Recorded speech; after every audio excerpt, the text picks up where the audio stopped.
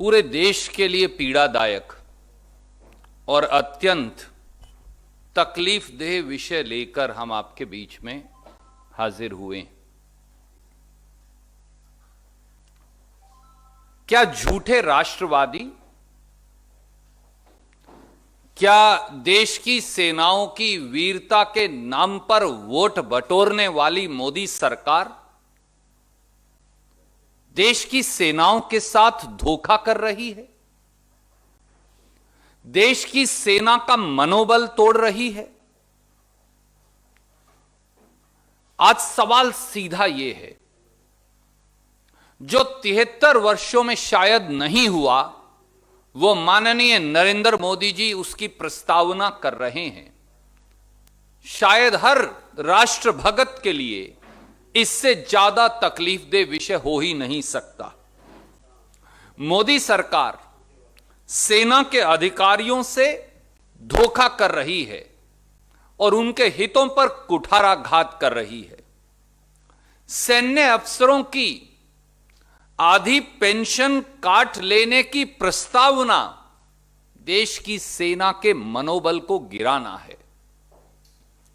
शहीद सैनिकों की वीरता और झूठे राष्ट्रवाद के नाम पर वोट बटोरने वाली मोदी सरकार देश के इतिहास की पहली सरकार बनने जा रही है जो सीमा पर रोजाना अपनी जान की बाजी लगाने वाले सैन्य अफसरों की पेंशन काटने और सक्रिय सेवा, एक्टिव सर्विस के बाद जीवन के दूसरे विकल्प तलाशने पर डाका डालने की तैयारी कर रही है। और उसके लिए यह प्रस्तावना, यह प्रपोजल, जिसकी प्रतिलिपि मैं आपको जारी कर रहा हूं, यह प्रस्तावना जो है यह दी गई है मोदी सरकार के द्वारा।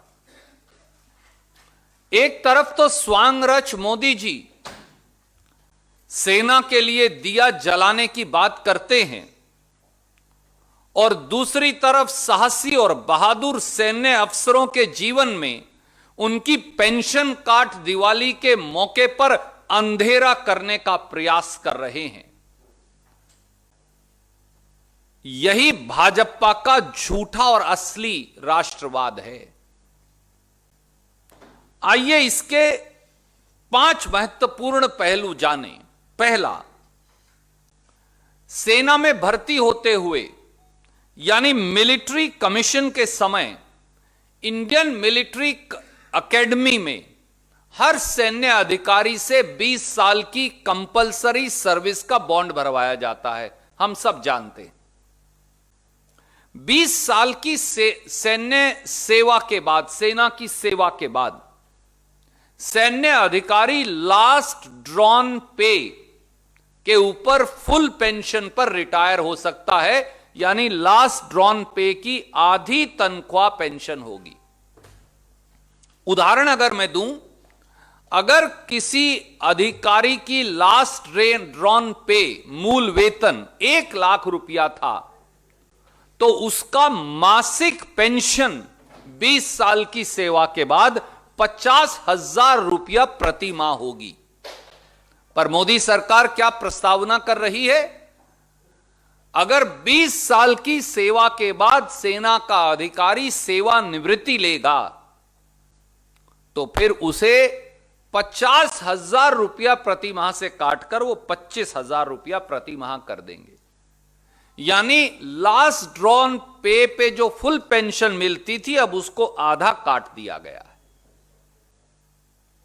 साथियों, अपनी जान की बाजी लगाकर देश की सेवा करने वाले अधिकारियों की आधी पेंशन काटने की ऐसी निर्मम और निर्दयी प्रस्तावना केवल सेना विरोधी मोदी सरकार ही कर सकती है। दूसरा, सेना में भर्ती हुए 100 अफसरों में से केवल 65% ही लेफ्टिनेंट कर्नल के पद तक ही सीमित रह जाते हैं। यानी अगर 100 अफसर भर्ती हुए तो 65% केवल लेफ्टिनेंट कर्नल के पद तक पहुंच पाएंगे, उससे ऊपर नहीं। केवल 35% अधिकारी ही कर्नल, ब्रिगेडियर या उससे ऊपर वाले पदों पर जाएंगे। ऐसे में 20 साल देश सेवा, सीमा पर देश की सीमाओं की रक्षा के बाद मैं जिस दिन भर्ती हुआ उस दिन मेरी सेवा की यह शर्त है कि मैं 20 साल के बाद फुल पेंशन पर रिटायर हो सकता हूं। आज जब मैं 15 साल नौकरी कर चुका हूं, 18 साल नौकरी कर चुका हूं, 11 साल नौकरी कर चुका हूं, 19 साल नौकरी कर चुका हूं, तो मोदी जी कहते हैं अब बैक डेट से 20 साल पहले से मैं तुम्हारी सेवा शर्तें बदल रहा हूं। ये अपने आप में एक बहुत बड़ी निर्ममता है और गलत है। इससे सेना के अधिकारियों का मनोबल टूटेगा। मैं इल्जाम लगाता हूं कि मोदी सरकार सेना के अधिकारियों का मनोबल तोड़ने का षड्यंत्र कर रही है। और 5वां, साथियों, भारत की तीनों सेनाओं में पहले से ही 9,427 अफसरों की कमी है, जो 2019 का आखिरी आंकड़ा उपलब्ध है।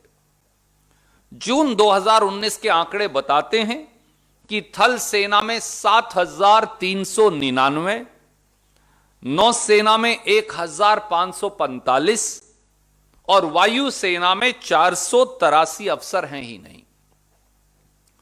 मोदी सरकार की सेना का मनोबल तोड़ने की इस प्रस्तावना के बाद स्वाभाविक तौर से देश के युवाओं का सेनाओं में भर्ती होने के प्रति आकर्षण कम हो जाएगा। इससे नुकसान किसको होगा? तो वो लीन और मीन फाइटिंग मशीन जो है, जो एक हमारी यंग सेना है, युवा सेना है, वो प्रभावित हो जाएगी। और एक छोटा सा पहलू है जो मैंने यहां लिखा नहीं पर आपको बताना चाहूंगा। जब आप एक लेवल से ऊपर चले जाते हैं तो आप लड़ाई वाली पोस्टिंग की बजाय स्टाफ पोस्टिंग पर चले जाते हैं, क्योंकि आपको बॉर्डर के ऊपर सियाचिन हो, लद्दाख हो, उत्तर पूर्व हो, पाकिस्तान की सीमा हो, यंग ऑफिसर्स आप रखते हैं। जो सीनियर हो जाते हैं उन्हें स्टाफ पोस्टिंग कहते हैं। तो अब इस प्रस्तावना के मुताबिक तो सब स्टाफ पोस्टिंग्स हो जाएंगी, तो इतनी पोस्ट तो है ही नहीं, तो फिर नई पोस्ट क्रिएट करेंगे और पैसा लगेगा, तो फिर बचत क्या होगी?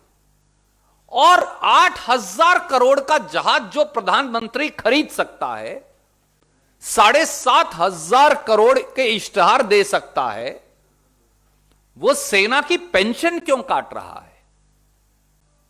उन्हें सेना की 50% पेंशन देने में तकलीफ क्या है? साथियों, सच्चाई यह है कि मोदी सरकार लगातार सेना विरोधी कार्य कर रही है 6 साल से। और इसके अलावा मैं 7 महत्वपूर्ण कार्य यहां एक एक लाइन में बताऊंगा। पहला, मोदी सरकार ने आज तक 1 रैंक 1 पेंशन लागू नहीं की। दूसरा, मोदी सरकार ने जो कांग्रेस, यूपीए और सरदार मनमोहन सिंह जी, सोनिया गांधी जी ने शुरू की थी, सेना की non functional utility benefit scheme, जिसमें ऑटोमेटिक टाइम बाउंड पे प्रमोशन का प्रावधान था, उसे खत्म कर दिया। तीसरा, यहां तक कि सेना की कैंटीन से रिटायर्ड सेना के अधिकारी, सर्विंग सेना के अधिकारी अपनी जरूरत का सामान ले लेते थे। यह तो सरकार इतनी मक्खी चूस है, 8,000 करोड़ का जहाज प्रधानमंत्री के लिए खरीद लेगी, पर आप कितनी साबुन और शैंपू खरीदोगे उनके ऊपर भी सीमा लगा दी। मोदी सरकार ने सियाचिन और लद्दाख में, और यह मैं नहीं कह रहा, सीएजी ने कहा कि सियाचिन और लद्दाख में सेना के लिए इक्विपमेंट, उनके लिए जूते, बुलेट प्रूफ जैकेट, सर्दी का गियर, उसे खरीदने में भयंकर देरी कर दी। मोदी सरकार ने डिसेबिलिटी पेंशन पाने वाले सेना के अधिकारियों पर इनकम टैक्स लगा दिया। मोदी सरकार ने शॉर्ट सर्विस कमीशन भी तो सेना की सेवा है, जो वो सेवा करके साथी वापिस आते थे, उनकी मेडिकल फैसिलिटी विड्रॉ कर ली। मोदी सरकार ने 70,000 सैनिकों वाली माउंटेन कोर जो हमने बनाने का निर्णय किया था सरदार मनमोहन सिंह जी के कार्यकाल में, ताकि पूरे चीन की सीमा पर वो लगाया जा सके, पैसों की दुहाई देकर उसे खत्म कर दिया। और अब देश की सेना पर मोदी सरकार के इस ताजे हमले की प्रस्तावना ने झूठे राष्ट्रवादियों का सेना विरोधी चेहरा उजागर कर दिया है। हमारी मांग है कि देश के प्रधानमंत्री मोदी जी सामने आकर इस पर वक्तव्य दें और सेना विरोधी इस 29 अक्टूबर 2020 की प्रस्तावना को बगैर देरी के वापस लें। Before I take your questions, I want to say very, very briefly in English. Modi government has betrayed our brave armed forces. Modi government is deliberately hurting the morale of our armed forces by snatching away 50% of their pension. Habitual of seeking votes on the sacrifice of our brave soldiers and on fake nationalism,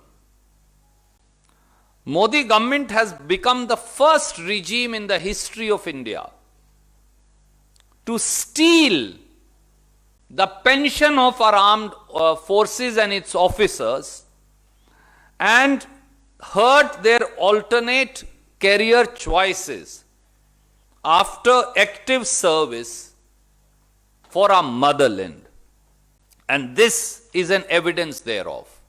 And 4 or 5 things, while Prime Minister exhorts the country to light a candle for our forces, he spreads darkness in their lives by even cutting their pension and blocking their career progression. If this is not BJP's fake nationalism, then what is? And I want to very quickly highlight 5 short points. An officer can retire after 20 years of active service with full pension. So he or she gets 50% of the last drawn basic pay. Hypothetically, if an officer was getting 1 lakh rupees as last drawn pay per month, then the pension would be 50,000 rupees per month. Modi government seeks to reduce it from 50,000 to rupees 25,000 per month. That means they want to apply 50% cut to that also. Secondly, on an average, only 65% of the officers of the armed forces, they are confined actually to the rank of lieutenant colonel. They do not go above that. Only 35% officers go to the rank of colonel, brigadier and above. So these 65% officers, almost always what they do, on completion of 20 years of service, they choose an alternative career path in the civilian field, contributing to the nation building. And many people and governments and private enterprises take them willingly. So they have served the motherland for 20 years and then they serve the country for rest of their times. If you are not going to let them retire till 57 years, for you are going to take away their pension, then post 57 years, what will they contribute? Nothing.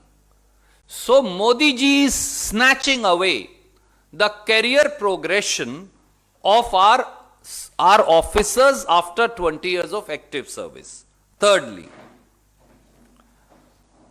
according to Modi government's new proposal, only if you have served for 35 years, you will get full pension. But does Modi ji know, or perhaps he deliberately doesn't want to know, that 90% of officers do not serve for 35 years. That means 90% of officers will be denied right to full pension. Fourthly, how can Prime Minister and this Modi government change the service conditions of officers from backdate? When I passed out from Indian Military Academy, hypothetically speaking, I served a bond for compulsory service of 20 years, and one of my conditions of service was premature retirement with full pension. Having served 11 years, 12 years, 15 years, 19 years, can you tell me you are going to set the clock back 19 years behind? And you will not now give me full pension. It's an impossibility. And this will demoralize the armed forces of India. Lastly, there is a serious dearth of officers in the armed forces. 9,427, nearly 9,500 officers less in our armed forces. If you are going to put such conditions whereby you're going to take away second career progression, you're going to take away pension, will it not lead to less number of our young getting attracted to join our forces and India not having a lean and mean fighting machine in military parlance? Truth is, Modi government is a habitual offender in terms of attacking our armed forces and their interests, and they have done so once again.